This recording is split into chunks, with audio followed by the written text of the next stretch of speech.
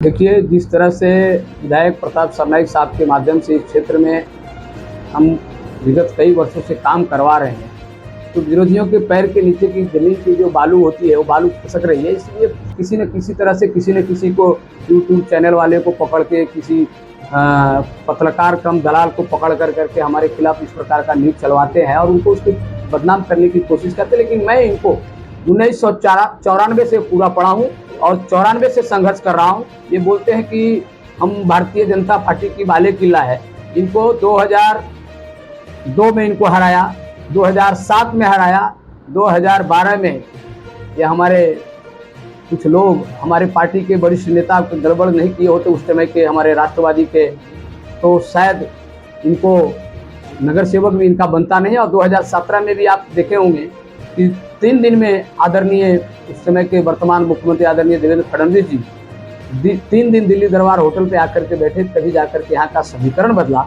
नहीं तो उस वक्त भी इनको धूल चटा देते और आने वाले वक्त में भी इनको धूल चटाऊंगा। देखिए, मैं पूरे काशी मीरा से जिन लोगों ने मेरे ऊपर आरोप लगाया और जिन चैनल वालों ने, चैनल कम दलाल है, रूम के ऊपर 1000, 2000, 3000 लेकर करके दलाली करने वाले ऐसे यूट्यूब चैनल वाले को मैं निषेध व्यक्त करता हूँ और उनको मैं चैलेंज करता हूँ।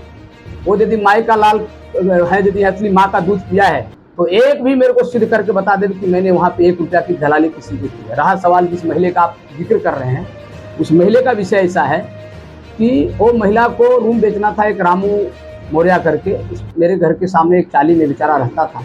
मैं गांव में था, उसने मुझे कॉल किया, फ़ोन किया, बोला भैया ऐसा ऐसा है, जनता नगर में एक रूम बिकता है, मैं लेना चाहता हूँ। मैं बोला तुमको तो घर है, तुम क्या फ्लैट में रहना चाहता है क्या? बोला हाँ, बच्चे 2-3 हैं, बच्चे बड़े हो गए, उनको चाली में जनता नहीं है तो लेना चाहता हूँ। मैं बोला ठीक है, मैं गाँव में हूँ, गाँव से आता हूँ तो पेपर दिखाओ, पेपर देखने के बाद ही मैं कर सकूँगा।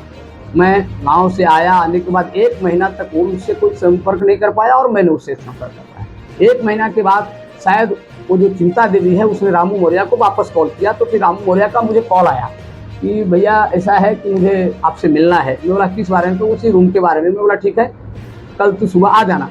तो दूसरे दिन रामू मौर्या मेरे पास सुबह में आया। जैसे ही रामू मौर्या आया, मेरे घर पे बिठाया, जैसे ही वो औरत भी आ गई, दोनों को मैंने बिठाया, दोनों को पूछा क्या विषय है। मैं बोला इसका रूम तो वहाँ पे जनता नगर में है, पेपर मैंने दिखाने के लिए बोला मेरे पास अभी वक्त नहीं है, मैं कल पेपर देख करके उनको बताता हूँ।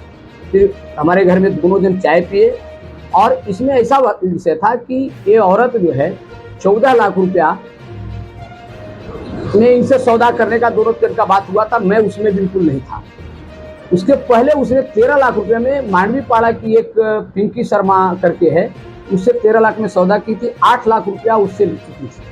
5 लाख रुपया किसी कारणवश नहीं दे पाई, तो ये वापस किसी दूसरे को बेचने जा रहे थे, यानी रामू मौर्या से सौदा कर रही थी। तो उस औरत का कहना था कि मेरा 8 लाख रुपया मुझे दे दो, तब मैं ओरिजिनल पेपर में दे दूंगी करके।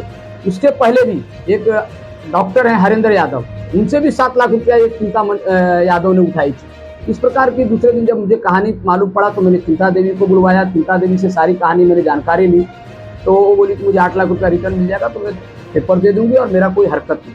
फिर इन दोनों को पूछा कि सौदा कितने में हुआ है, रामू मौर्या को और चिंता देवी को। बोले 14 लाख रुपया में। मैं बोला ये रजिस्ट्रेशन तो होता नहीं है। तो उसने बोली कि एक काम करो, 3 लाख रुपया रोक लो, रजिस्ट्रेशन के टाइम पे देना, मुझे 11 लाख दे दो। फिर दूसरे दिन फिर आई, मैं नहीं था, मेरे घर पे मेरी मिसेज ने दरवाज़ा खोली नहीं। फिर तीसरे दिन वो आई, रामू को लेकर के आई। तब मैंने कहा कि एक काम करो, महेश ठक्कर करके वहाँ पे रजिस्ट्रेशन का काम करते हैं, पावर रजिस्टर हो जाएगा और बाकी डॉक्यूमेंट सेल्फ पावर नोटरी तुम बना के लो। मैं महेश ठक्कर के पास रामू मौर्या को लेके गया, चिंता देवी को लेके गया, बस इतना मेरा काम है। उसके बाद से मैं दोबारा कभी गया नहीं।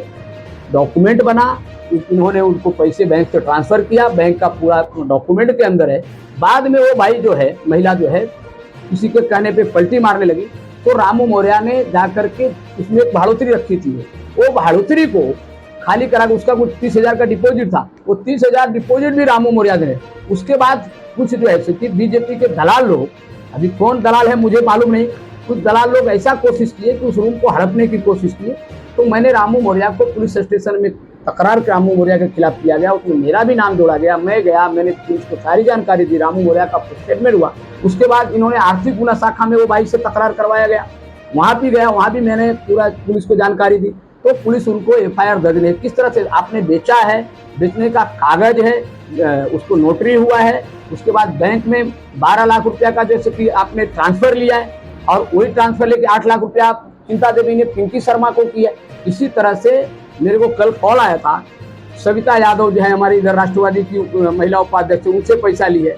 एक जो जनता नगर में नथुनिया वाली भाभी करके कोई यादव है, उससे पैसा, चिंता देवी यादव कई लोगों से पैसा लिए। लेकिन ठीक है, ये क्या कि मुझे मालूम, लेकिन मैं इसके अंदर न रामू मौर्य का 3-4 बच्चे हैं, उस शपथ खा के बोले कि मैं उसका कभी इसमें 1 रुपये की दलाली लूं, या चिंता देवी शपथ खा करके बोले कि मैंने उससे 1 रुपया दलाली लूं। मैं किसी का दलाल, उल्टा घर में चाय पिलाने के बाद किसी को बोलना नहीं चाहिए, लेकिन घर का चाय भी मेरा पिलाया है मैंने चिंता देवी यादव को। तो इस तरह से मेरे ऊपर आरोप लगाने वाले जो छुटवैये जो पत्रकार बोलते हैं ना अपने आप को दलाल, दिन भर घूम करके रूम के पीछे पैसे लेने वाले, इन दलालों को मैं सावधान करना चाहता हूँ। मेरे ऊपर कीचड़ उछालने के पहले अपने तरफ से देखो कि तुम करते क्या। तेरी जीवन जीविका, यदि गरीब लोग घर नहीं बनावे, झोपड़े नहीं बनावे, तो तुम्हारा घर चलना मुश्किल हो जाएगा और एक वक्त आएगा कि तुमको घर चलाने के लिए भीख मांगना पड़ेगा। नौबत में ला करके रहूंगा, समय आने दो, मैं समय का इंतजार कर रहा हूँ। पूरे विषय पे राममोहन शर्मा ने जानकारी दी। उस पूरे विषय पे हम आपसे जानना चाहेंगे कि क्या आपने ये फ्लैट हैवी डिपॉजिट पर लिया था या आपने खरीदा? नहीं, मैंने वो बिकट के रूम के हिसाब से ही वो बात किया था और बिकट ही लिया है।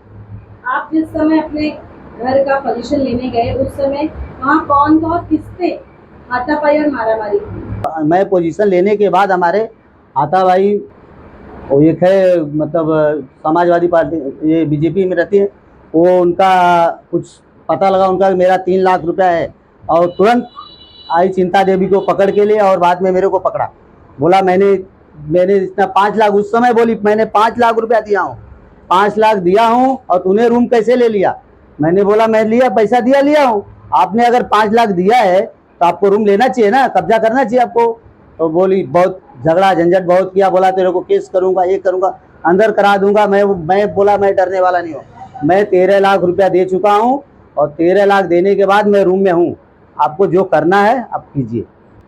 आपने और भी वहाँ लोगों से आह्वान किया कि जिसे भी ये फ्लैट चाहिए वो मुझे 13 लाख रुपए का फ्लैट भेजा, इसका क्या करेंगे? हाँ, मैं उस दिन ही मैं लिया था, उस दिन थोड़ा सा मैं डर गया था, इसके लिए मैं तत्काल बोला कि ये 1 दिन में मामला शांत हो जाए। तो इसके लिए मैं सबके सामने बोला कि आप लोग के पास, किसी के पास अगर 13 लाख है आज, तो आज और कल के अंदर हमको दे दो और मैं यहाँ से चला जाता हूँ पेपर देके। पूरे मामले में राममोहन शर्मा ने आपकी क्या मदद किया? क्या उन्होंने आपसे कोई भी पैसे का डिमांड किया? नहीं, पैसे का कोई डिमांड नहीं, ना किसी चीज का डिमांड। उन्होंने हमारा ये मदद किया कि पेपर देखे और हमको वकील का बताए, और ये सब मदद वही आज भी कर रहे हैं। नहीं तो ये लोग हमको घसीटते अंदर पुलिस के पास ले आते और ले जा भी चुके, आयुक्त अधिकारी के पास ले गए और बीच में धमकी भी दिए, लेकिन कहीं कुछ हुआ नहीं है। यही इनका मदद है। इस घर के विषय पे जिस महिला से आपने खरीदा है वो अभी भी आपको रजिस्ट्रेशन करके नहीं दे रही है। हाँ। आप क्या आह्वान करेंगे? अभी हमारा तो यही है कि वो 2 लाख लेके साइन करे, 2 लाख बाकी है उसका, और कुछ नहीं कर सकते। मैं जाऊंगा आपके पुलिस के पास, तो ले बोला कोर्ट में ले आऊंगा नहीं, उसके आगे तक घसीटूंगा। और हमारे वजह से राममोहन शर्मा को भी धमकी दिया गया कि थोड़ा काट डालूंगा, 1 कर डालूंगा। मैंने बोला ठीक है, आपको जो करना है करो, लेकिन हमको लिया हूँ पीछे नहीं हटूंगा। और इसका डबल रेट बताया जाता है। अभी 14 में सौदा हुआ तो बोलती है 22 में लिया, 24 में है। अभी ये न्यूज वाले क्या बोलते हैं 35 लाख का रूम है, 14 लाख में कैसे लिया, कैसे होएगा? ये 12 लाख हैवी डिपॉजिट पे रूम लिया है, ऐसा कहते हैं। और हम और राममोहन शर्मा को, रामू मौर्य दोनों जन को बदनाम कर रहे हैं। आपने ये मकान कब खरीदा था और कितने स्क्वायर फीट का है ये घर? ये 275 का है और हमको आज हो गया ये 10 महीना करीबन हो गया, 10-11 महीना हो गया, जुलाई में करीबन हुआ है ये सब। तो मेरे को भी बोली थी कि बेचना ही है, तो हम लोग 17 लाख में फाइनल किए। तो 8 लाख रुपया उसको दी, 8 लाख जब ली तो बोली मेरे को बेचना नहीं है, एग्रीमेंट पेपर बनाया जाता है। एग्रीमेंट पेपर बनाए, मेरे साथ में भी ऐसा ही किया और हरिंदर का भी पैसा ली थी, उनके साथ में भी ऐसा ही की। आपको आपके जो 8 लाख रुपए हैं वो किसके थ्रू आपके बैंक से आए? वो चिंता देवी की इधर से। आपके पास इस मकान का ओरिजिनल पेपर था? हाँ। आपको क्या लगता है आपके साथ किस तरीके की फसौड़ी हो रही थी? मतलब वो गलत तरीके से, खाली उसको पैसा ही लेना है, सबसे पैसा ले लेगी और किसी को रूम बेचेगी नहीं, खाली एग्रीमेंट पेपर का बना दो। मेरे से 8 लाख ली, बोलूंगी बेचूंगी, और फिर उसके बाद एग्रीमेंट पेपर बना, बोली कि नहीं बेचूंगी। आपके पास ओरिजिनल पेपर थे घर के? हाँ, तभी मांगी मैं उसको कि ओरिजिनल पेपर दे, नहीं दे रही थी, जबरदस्ती की, तब दी वो पेपर। तो आपने पेपर कब लौटाया? जब मेरा 8 लाख रुपए मिल गया उसके बाद दी उसको पेपर। ये 8 लाख रुपए कहाँ से आए? 8 लाख रुपया तो चिंता देवी के अकाउंट से आया ना मेरे पास। उन्होंने किसे बेचा थे पता? वो रामू के यहाँ बेची थी, तो मेरे पास आई चिंता देवी, बोली कि पेपर दिखाना राम भवन को। मैं बोली मैं कहीं नहीं जाऊंगी, मेरे को 8 लाख रुपए दे, पेपर लेके जा। तो बोली नहीं, साथ में चलो। तो मैं पेपर लेके गई राम भवन को, पेपर वो दिखाई, फिर उस मेरे सामने ही 12 लाख या 14 लाख में बात हुआ। तो बोली कि मेरे को 12 लाख रुपए दे दो, 2 लाख रुपया रजिस्ट्रेशन के टाइम पे देना। और जब उससे 12 लाख रुपए ले ली, तभी उनको भी बोले कि नहीं बेचना है। उस महिला के बारे में तो हम यही कहना चाहेंगे कि हर एक कोई भी अच्छे इंसानों पे जो ऐसे लगा रही है, बिहेव की है, कोई भी इंसान पैसा ले, वो महिला इतनी फ्रॉड है कि उसने खुद हमसे भी अपने बच्चे को जेल में जाने के बहाने से घर पे आके और जो हमसे 10,000 रुपया लेके गई। और उनके एक जेठानी है, उनकी हमारी पहचान थी, उनसे भी उन्होंने 10,000 रुपया लिए हैं। और जिस बिल्डिंग में उसका फ्लैट है, उस फ्लैट पे भी दूसरे तीसरे माले पे 1-1 लाख रुपया उसने लिया हुआ है। अभी तक आपके पैसे उसने लौटाए हैं? 2-3 साल हुआ, हरदम वो मुझे मिलती है तो कहती कि शाम को पगार आएगा तो मैं पैसे ला के दूंगी तुम्हारे, लेकिन नहीं दिया। अभी 5-6 दिन पहले चौकी के बाहर मुझे मिली थी, वहाँ पर भी उसने मुझे यही कहा कि मैं आके तुम्हारे पैसे लौटा दूंगी पगार मिलते ही, पर नहीं दी। और हर जगह पे सबके घर पे ऐसे रोते रोते जाती है, पैसे की मांग करती है कुछ ना कुछ। और उसकी परिस्थिति ऐसी है कि वो रोती है और देख के किसी को भी उस पर तरस आ जाता है। और ऐसे कह के कि बहुत लोगों से इसने पैसा लिया हुआ है।